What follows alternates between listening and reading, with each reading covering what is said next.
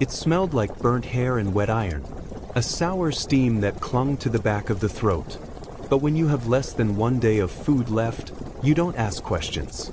You drink it anyway. February 1847. High Plains, -40 degrees. Snow pressed against wagon wheels like packed stone. Breath froze in beards, falling like white dust onto buffalo robes. Inside, a woman opened her journal with numb hands. She didn't write about hunting or bread. She wrote about boiling the impossible. Buffalo hide. Boots. This wasn't madness. It was arithmetic. Every starvation journal tells the same quiet truth. When flour runs out, pride follows. When meat is gone, imagination takes over. And when imagination fails, people boil what remains. But here's the mystery. Some lived long enough to walk away. The difference wasn't strength. It was knowledge. Today, we're breaking down the desperation foods that kept the frontier alive, and the one mistake that killed more pioneers than the cold. If you've ever wondered what real hunger forces people to do, you're not alone out here on the trail. If stories like this matter to you, consider subscribing and travel these hard lessons with us. Starvation never arrives in a single blow. It comes in layers, tightening slowly enough that people convince themselves they still have choices. On the frontier, hunger followed a brutal and predictable hierarchy, and every step down that ladder stripped away something essential: mobility, dignity, hope. First were the oxen. They were food disguised as labor. Each animal carried hundreds of pounds of meat and fat, but killing one meant the wagon might never move again. Oxen pulled families forward mile by mile, through mud, dust, and snow. As long as an ox lived, there was the illusion of progress. Families delayed the decision as long as possible. Grain was measured with shaking hands. Portions grew smaller each night. Fires burned lower. People told themselves the oxen were untouchable, not because they weren't food, but because killing them meant admitting the journey might end right where they stood. Until the cold made the decision unavoidable. When the first ox fell, relief arrived before grief. Knives worked fast before the meat froze solid. Fat was stripped and rendered into tallow. Bones were cracked open for marrow. Organs were boiled immediately. Nothing was wasted. Hunger sharpened efficiency. Calories were counted without numbers. Men judged rations by how long their hands trembled before steadying. Women measured food by how far a child could walk before stumbling. The body became the ledger. Then came the horses. Horses were different. Faster. Leaner. They meant scouting ahead, hauling wood, searching for help. Horses carried names, memories, and hope. Killing one felt like cutting the final rope to the world beyond the snowbound camp. But hunger does not respect attachment. One by one, horses fell. Their hides were peeled away and stretched near the fire. Sinews were saved for repairs. Hooves were boiled for what little gelatin they could provide. The meat was tough and lean, offering far fewer calories than oxen, but calories were calories. When the horses were gone, the camps felt smaller, quieter. Trapped dogs followed, rarely written about, often erased from memory. But scattered bones in abandoned camps tell a story journals avoided. Dogs had guarded wagons, warmed children at night, and warned of danger. In starvation, even loyalty became expendable. After that, there were no animals left. Only leather, boots, harnesses, belts, rifle slings, pack straps. Anything made from hide went into the pot. The process was always the same. Cut it thin, boil it long, skim the foul-smelling scum, drink the liquid. Leather does not nourish the body. It swells in the stomach and blocks digestion. Those who chewed it suffered terribly. Swollen bellies, intestinal blockages, vomiting that stripped away the little strength they had left. But boiled long enough, leather released a small amount of gelatin into the water. That thin broth offered almost no energy, but it slowed starvation just enough to keep someone upright for another day. People learned this by watching who collapsed first. Those who chewed leather died faster. Those who drank only the liquid sometimes survived days longer.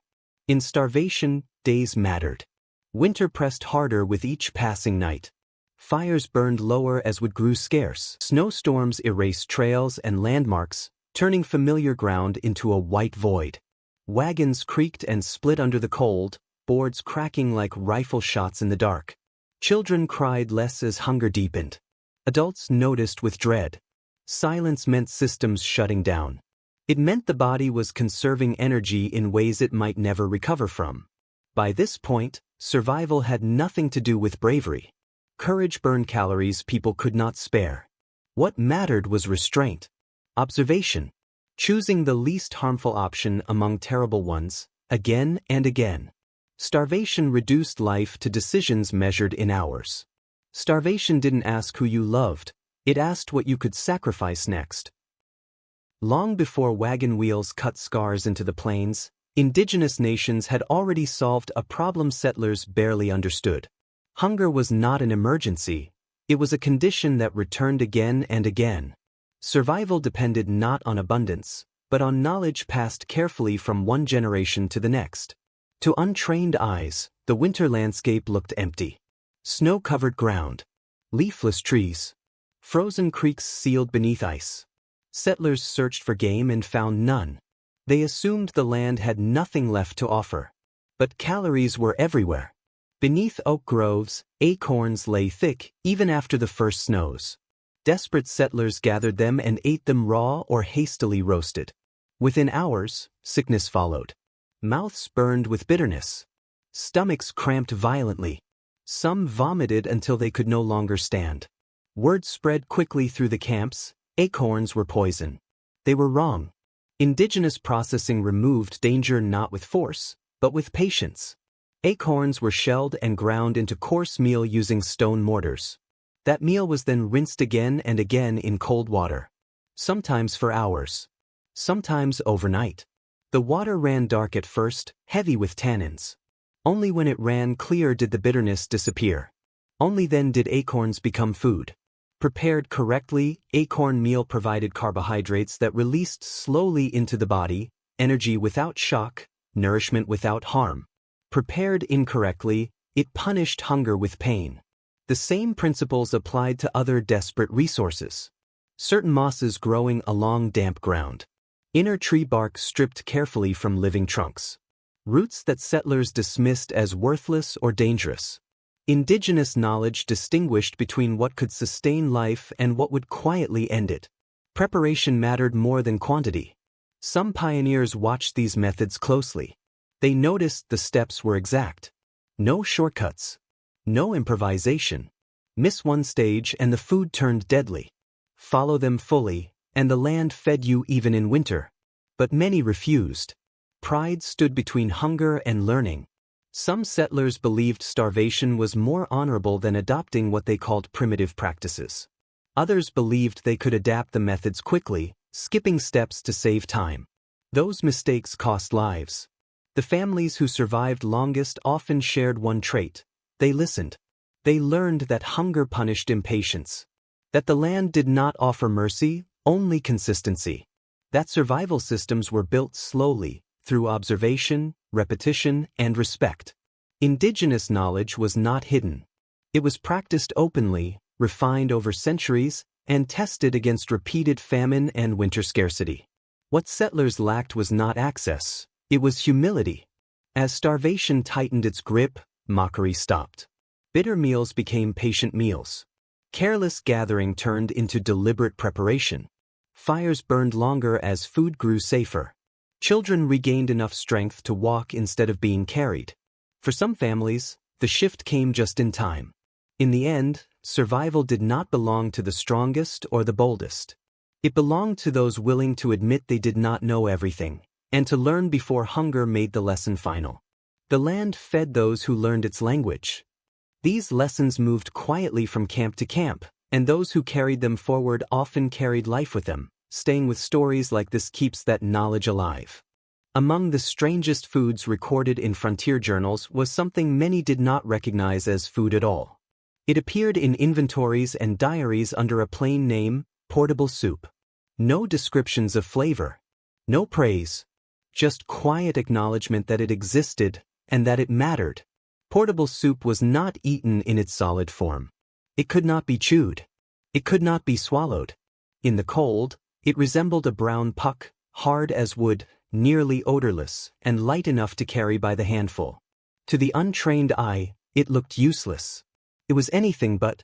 The process began with waste. Bones stripped bare. Tough cuts of meat no one wanted. Knuckles. Cartilage. Everything was boiled together in large kettles for days at a time. As water evaporated, it was replaced. Fat was skimmed constantly. Impurities were removed. What remained was reduced again and again until the liquid thickened and began to gel. When cooled, it set like glue. That gel was then dried, sometimes in thin sheets, sometimes poured into molds. Once hardened, it could survive months without spoiling, even in damp or freezing conditions. Its weight was minimal. Its value was not.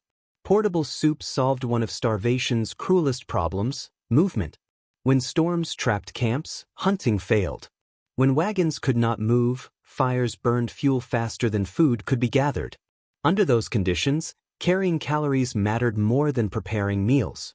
Portable soup could be dropped into boiling water and transformed in minutes into something the body could absorb. Not something pleasant.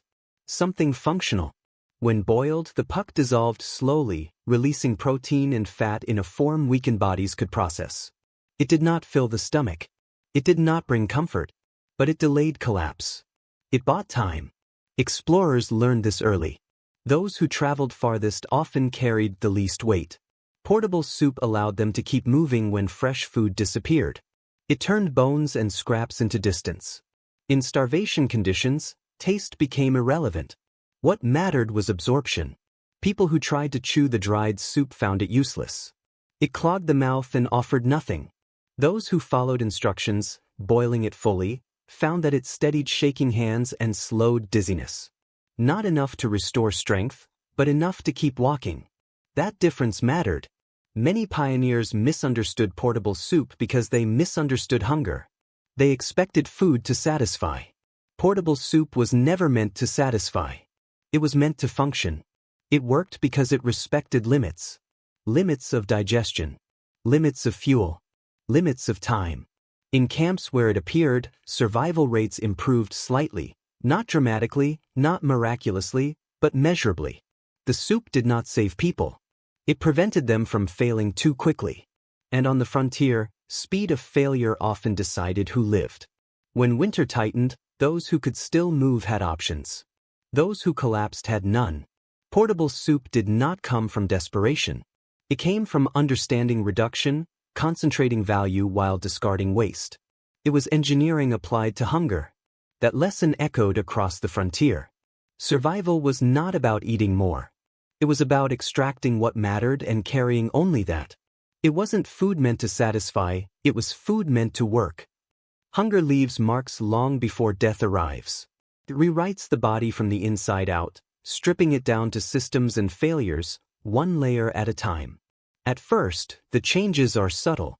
Strength fades unevenly. A man who could lift a wagon tongue yesterday struggles to stand today. Hands shake when tying knots. Fingers lose precision.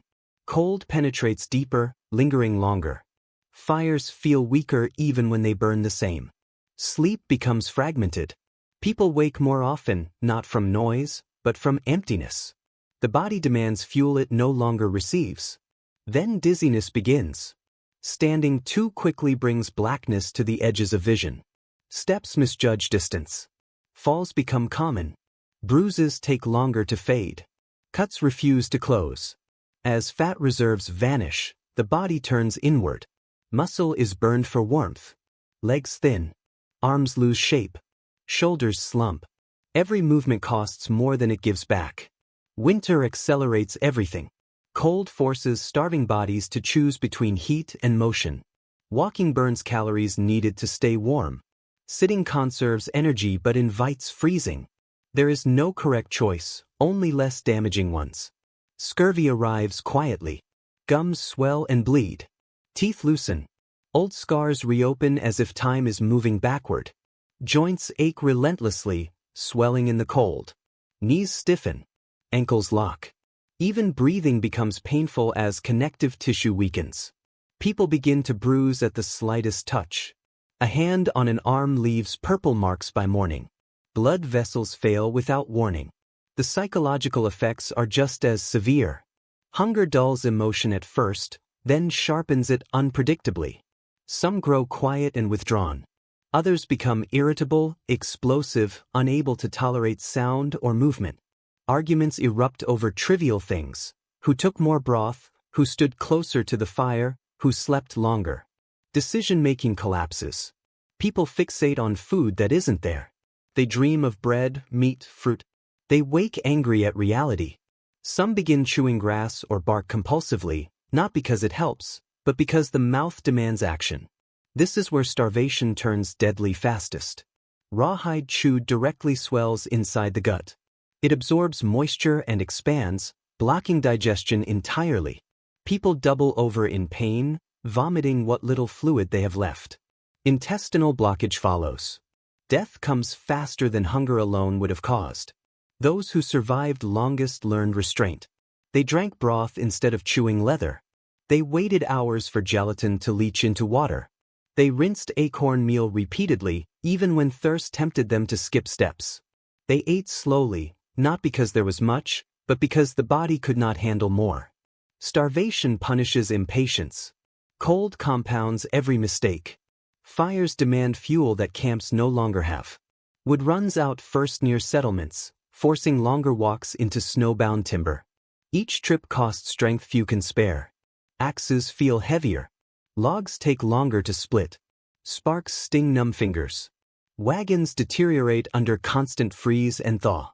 Boardscraft. Nails loosen. Canvas tears along seams stiffened by ice. Repairs require materials already consumed as food. Night stretches endlessly. People huddle together not for warmth, but to remind themselves they are still alive. Children sleep more, conserving energy. Adults watch them closely, fearing sleep that goes too deep. Some wake unable to stand. Storms erase landmarks and compress time. Days blur. Calendars lose meaning. Hunger shrinks the world to immediate needs: fire, water, shelter, breath. Yet even here, patterns emerge. Those with some fat reserves last longer. Children, surprisingly, sometimes endure better than adults, slipping into long periods of stillness that conserve energy. The elderly fare worst. Bodies already thin collapse quickly under strain. People with injuries die faster. Infection spreads easily when nutrition fails. A small cut becomes fatal. A blister turns black. Fever burns calories no one can replace. And still, not everyone dies. Cabins built with better insulation retain heat longer. Fires shielded from wind burn more efficiently. People who understand draft control sleep warmer and burn fewer calories overnight. Small advantages stack quietly. Food choices matter too. Broth that delivers even minimal protein slows muscle breakdown. Gelatin stabilizes joints just enough to keep movement possible. Processed plant foods prevent poisoning and allow calories to be absorbed instead of wasted. These are not miracles. They are margins. Starvation is not defeated by one good decision. It is survived by hundreds of small, correct ones made while exhausted, cold, and afraid. As days pass, those margins determine who can still move when the weather shifts. When storms finally break, movement becomes survival's final test. Camps that can pack quickly leave. Camps that cannot remain trapped. Some people die within sight of escape. Others stagger forward, barely alive, carried by systems they followed when strength failed. Starvation does not reward bravery. It rewards discipline. It listens only to biology. Hunger didn't kill everyone, but ignorance tried. When winter finally loosened its grip, it left patterns behind. Survival was not random. It traced quiet lines through camps, wagons, and families. Lines drawn by preparation, restraint, and knowledge rather than strength or luck. Those who lived long enough to move when the storms broke shared more in common than anyone expected. They rationed early. Long before hunger became visible, they reduced portions and accepted discomfort. They resisted the urge to eat until full, understanding that fullness today meant collapse tomorrow. Their bodies entered scarcity slowly, conserving energy instead of panicking into rapid decline. They processed food carefully. Leather was boiled, never chewed. Bones were cracked, not discarded. Acorns were rinsed again and again, even when thirst burned the throat. Portable soup was dissolved fully, never eaten dry. Each step respected the limits of digestion. Each mistake avoided prevented damage the body could not afford. They listened. Some learned from indigenous neighbors. Others learned from watching who fell first. Knowledge spread quietly, often without credit, passed in murmurs near the fire. What worked was repeated. What failed disappeared. Those who survived were rarely the loudest. They observed. They adjusted. They conserved. Shelter mattered more than people expected. Cabins with fewer gaps burned less fuel overnight. Fires shielded from wind consumed wood slowly. Chimneys that drafted properly kept smoke moving and heat inside. Every degree retained meant fewer calories burned to stay warm. Small engineering choices compounded over weeks. People slept. Better sleep slowed decline. Slower decline preserved judgment. Judgment preserved life. Movement separated survivors from victims. When weather softened even briefly, camps that could pack quickly left. Wagons lightened by necessity rolled sooner. Those delayed by indecision or exhaustion stayed trapped. Some died within sight of escape. Others walked days on broth and discipline alone, arriving at settlements barely alive but still breathing. Spring revealed the cost. Abandoned wagons stood half-buried in snowmelt. Graves dotted routes once crowded with travelers. Tools lay where hands dropped them for the last time. Survival had narrowed the frontier to those who endured margins. The stories that followed often exaggerated courage and minimized knowledge. People spoke of grit and faith, less often of patience and preparation. But journals tell a quieter truth. Those who lived did not conquer hunger. They negotiated with it. They respected biology. They respected systems older than themselves. They accepted limits and worked within them. In the aftermath, methods traveled. Portable soup appeared more often in inventories. Acorn processing entered handwritten notes. Broth replaced chewing. Camps adapted, slowly absorbing lessons written in loss. Starvation had taught the frontier how thin the line really was. The frontier remembered what pride tried to forget. Starvation strips survival down to truth. It removes pride first, then comfort, then illusion. What remains is a narrow conversation between the body and the land, one that does not bend to belief or intention. On the frontier, calories mattered, but preparation mattered more. And knowledge mattered most of all. Those who survived longest did not rely on strength or bravery. They relied on systems. They respected digestion. They understood that hunger punishes impatience and rewards discipline. They learned that eating the wrong thing could be deadlier than eating nothing at all. Indigenous knowledge revealed that lesson again and again. Food was not defined by what could be gathered, but by what could be safely processed. Acorns were not poison. They were unfinished. Moss was not useless. Bark was not desperation. Each required patience, precision, and humility. The frontier punished anyone who believed shortcuts existed. Portable soup carried the same message. It was not comfort food. It was engineered survival, value concentrated, waste discarded, energy preserved. It acknowledged the body's limits and worked within them. These methods were mocked until winter proved them right. Starvation taught the frontier something brutal and simple. Survival does not belong to those who act hardest. It belongs to those who act correctly, even when exhausted, even when afraid. Today, the shelves are full. Heat arrives at the turn of a dial. Hunger feels distant, abstract, almost historical. But the lesson remains unchanged. Knowing how food works matters more than having it. The people who lived through these winters did not think of themselves as pioneers of wisdom. They were trying to last one more night. But what they left behind was a record of restraint, observation, and respect for systems older than themselves. Those lessons still apply. Hunger listens to wisdom. Out here on the frontier, forgotten knowledge often meant the difference between life and loss. If these stories resonate with you, consider subscribing, Not just to watch, but to join the journey of remembering what once kept people alive. Tell us what surprised you, what you'd like us to explore next, and how we can make these stories better. There are more trails ahead, and more wisdom waiting to be uncovered.